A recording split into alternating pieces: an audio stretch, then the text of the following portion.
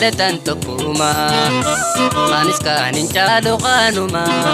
hundinuu baleessuma namni jaalatan tokkuma anis kaanin caalu kanuma hundinuu baleessuma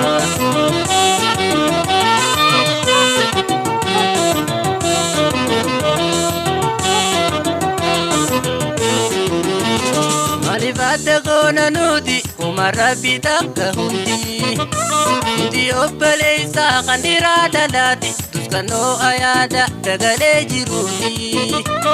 baleessan caalu kana lagadaati wataana muutu me ilmaana yaadi hundi fiira kooti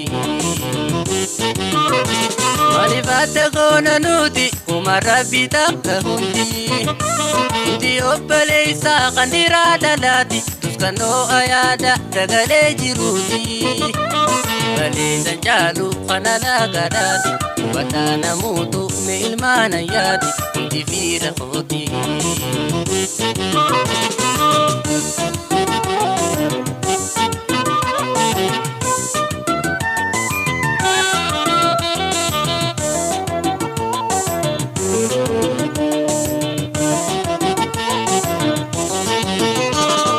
jaalatan tokkuma anis kaanin caalu kanuma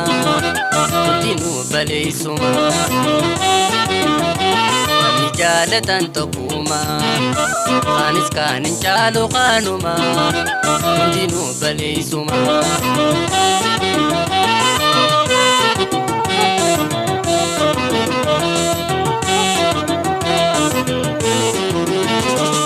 tokko jira namni obbolummaan beeku inni meenyuunna beekaa yoo atiin hanbeeyne obboleessa kanko ka wajjiin dhalanne qabii qabeenyaas si wajjiin jiraate si dubarti nyaatu gara si jabaate obboleessi kankee tokko jira namni obbolummaan beeku inni meenyuunna beekaa yoo atiin hanbeeyne obboleessa kanko ka wajjiin dhalanne qabii qabeenyaas si wajjiin jiraate si dubarti nyaatu gara si jabaate obboleessi kankee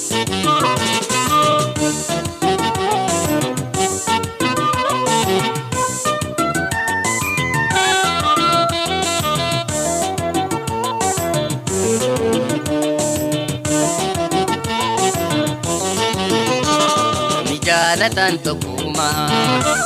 anis kaanin caalu kanuma hundinuu baleessuma namni jaalatan tokkuma anis kaanin caalu kanuma hundinuu baleessuma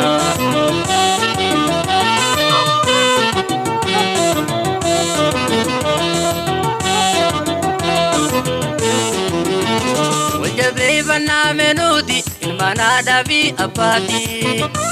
waliin caalchisiina hundinuu tokkuma rabbi wal qixxeesse duraanuu baruma qabii qabeenyaas rabbumaa kan qabu har'a yooni dhorkees boru kan argatu baddaa namuutu waljabeeffannaa menuuti ilmaanaadhaa fi abbaati waliin caalchisiina hundinuu tokkuma rabbi wal qixxeesse duraanuu baruma qabii qabeenyaas rabbumaa kan qabu har'a yooni dhorkees boru kan argatu baddaa namuutu